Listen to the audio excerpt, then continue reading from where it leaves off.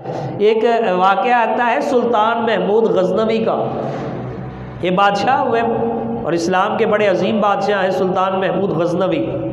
एक दिन दरबार लगा है, तो दरबार के अंदर ये वो लोग थे कि जहाँ चापलूस लोग नहीं होते। हमारे तो बादशाहों के पास है ही चापलूस सारे उनको ऊपर उठाने वाले और दुनिया को जो है वो बर्बाद करने वाले। इनके बारगाह में पता है कौन कौन है? वली बैठे होते हैं, बड़े बड़े वली, कुतब, अब्दाल। तो सुल्तान महमूद गज़नवी वो कहने लगे, क्या तुम में कोई ऐसा शख्स है जो मेरी मुलाकात खिज़र अलैहिस्सलाम से करा दे? लो पहले बादशाह भी देख लो कैसे थे। कहते यार कोई ऐसा अल्लाह का वली है जो मेरी मुलाकात खिज़र अलैहिस्सलाम से करवा दे? एक गरीब देहाती आदमी वो खड़ा हुआ, क्या सरकार मैं करा सकता हूँ।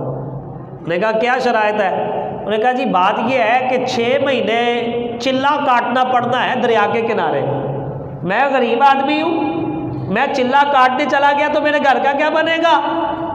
तो ऐसा है अगर आपको मुलाकात का शौक़ है, मेरे 6 महीने का खर्चा आप उठाओ घर का, चिल्ला मैं काट आता हूँ।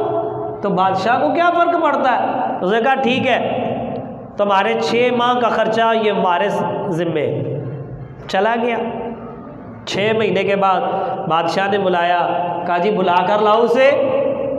कहा भी 6 महीने चिल्ला पूरा हो गया, कब ज़ियारत करवा रहे हो? मैंने कहा सरकार बात ये है ना, मुझे से ना कुछ वजीफ़े उल्टे हो गए, तो वो ज़ियारत नहीं हो सकती, मुलाकात नहीं हो सकती। आप ऐसा करें 6 महीने और लगने। मैंने कहा ठीक है 6 महीने और। कहा 6 महीने का खर्चा भी कार पे ही देना। उन्होंने कहा ठीक है। साल हो गया, 6 महीने पहले, 6 महीने फिर बुलाया और बुलाकर कहा हम भी 6 महीने और पूरे हो गए। कहा जी बात पता है क्या है, मैं तो गुनाहगार सा बंदा हूँ, कितने खिज़र अलैहिस्सलाम थे कितने मैं, और भाई मैं गरीब आदमी हूँ, मेरे घर का खर्चा पूरा नहीं हो रहा था। तो मैंने कहा यार चलो ये मैंने ढोंग रचाया है, मेहरबानी करके माफ़ करो, मैं नहीं मुलाकात करा सकता। अब बादशाह को गुस्सा आना फितरी सी बात। उसने अपने एक वज़ीर से पूछा, बताओ उस शख्स की क्या सज़ा है कि जिसने बादशाह से झूठ बोला है और उसके साथ फ्रॉड किया है, धोखा दिया है? तो एक वज़ीर खड़ा हुआ, उसने कहा सरकार इसको कत्ल कर दो, इबरत का निशान बनाओ इसको, पता चले बादशाहों के सामने झूठ नहीं बोले जाते। तो एक नूरानी शक्ल के बुज़ुर्ग वो मजलिस में बैठे थे, उसने कहा बिल्कुल सही कहा इसने, इसका फ़ैसला बिल्कुल दुरुस्त है, इसको कत्ल करना चाहिए। उसने दूसरे वज़ीर से पूछा कि जी आप बताएं क्या करना चाहिए? उसने कहा खाली कत्ल से काम नहीं बनना, फ़ौरन मर जाएगा, इबरत कैसे होगी?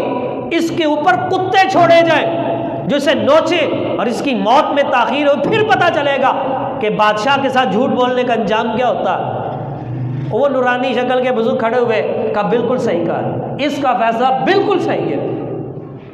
बादशाह ने फिर कहा अपने ख़ास वज़ीर से, अय्याज़ से, कि अय्याज़ तू बता क्या करना चाहिए। तो जब अय्याज़ से कहा ना, तो फिर अय्याज़ तो फिर अय्याज़ ही था ना।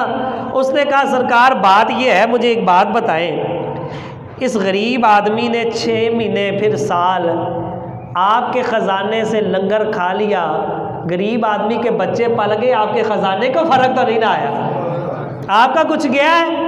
कहा अच्छा दूसरी बात यह है कि इसने आपके साथ झूठ बोला, आपके वक़ार में कमी आई? कहा वो भी कोई नहीं आई। तो कहा सरकार फिर माफ़ ही कर दे, फिर माफ़ ही कर दो।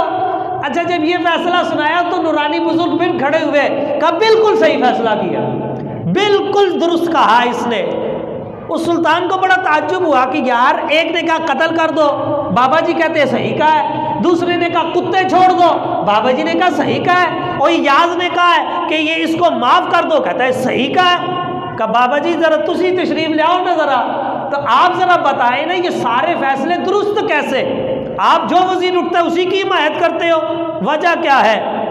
तो उन्होंने कहा भाई वजह ये है कि ये जो पहला उठा था ना, ये था कसाईयों का बच्चा, और कसाईयों का काम ही गर्दने काटना है। इसने अपने ख़ानदान का पता दिया, अपनी रिवायत बताई है, और कसूर इसका नहीं तेरा है, ना अहल शख्स को तू वजीर बनाया हुआ। फरमाया दूसरा जो था ना, जिसने कहा कि इस पर कुत्ते छोड़ दो, इसका बाप बादशाहों के कुत्ते नहलाता था और उनके कुत्ते शिकार के लिए तैयार करवाता था। कसूर उसका नहीं तेरा है, तूने कुत्ते नहलाने वालों को वजीर बनाया जो इस चीज का अहल ही कोई नहीं। अगर कुत्ते नहलाने वाले वजीर बनेंगे तो लोग भूखे मरेंगे, जिस तरह इस शख्स ने झूठ बोला जिसके बच्चे पूरे भूखे मर रहे थे।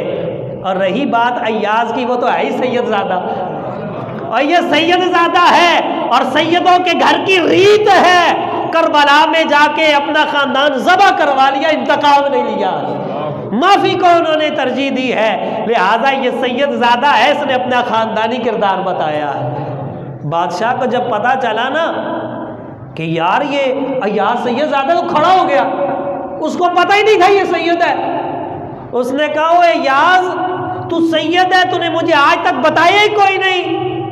तो अय्याज ने कहा हुजूर बात ये है, ये मेरा एक राज था जिस बाबा जी ने खोल दिया है। तो कहा बाबा जी तुसी मेरा राज खोलिया, ताड़ा मैं खोलांगा, हाँ मैं सैयद सा, और पता किसे नहीं सी, तुसी दस दिता है। ओए सुल्तान, जिस खिजर की तू मुलाकात के लिए चिल्ले कराता है, बाबा खिजर ही है, ये वही खिजर अलैहिस्सलाम है जिसकी मुलाकात चाहता है। तो बात यह है कि वहाँ इससे काफ़ी सबक मिलते हैं। उनमें से एक ये है, हमारा किरदार हमारे ख़ानदानी तनाजुर को भी बयान करता है, अपने घर वालों के भी नुमाइंदे हैं। दूसरा, कोई कारोबार कोई भी हो, काम और पेशा कोई भी हो, लेकिन मोहम्मद रसूलुल्लाह की उम्मती तो है ना।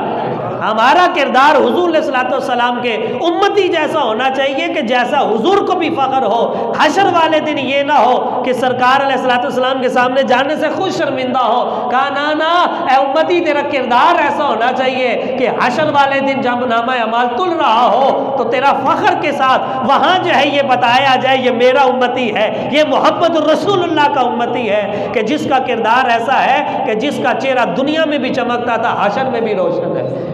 तो ये है, ये तभी हासिल होगा जब लक़द कान लकुम फ़ी रसूलिल्लाहि उस्वतुन हसना, जब बंदा मोमिन हुजूर के उसवे हसना पर चलेगा, उसके किरदार से नबी के दीन की खुशबू आएगी, ये जहाँ भी महक जाएगा वो जहाँ भी महक जाएगा।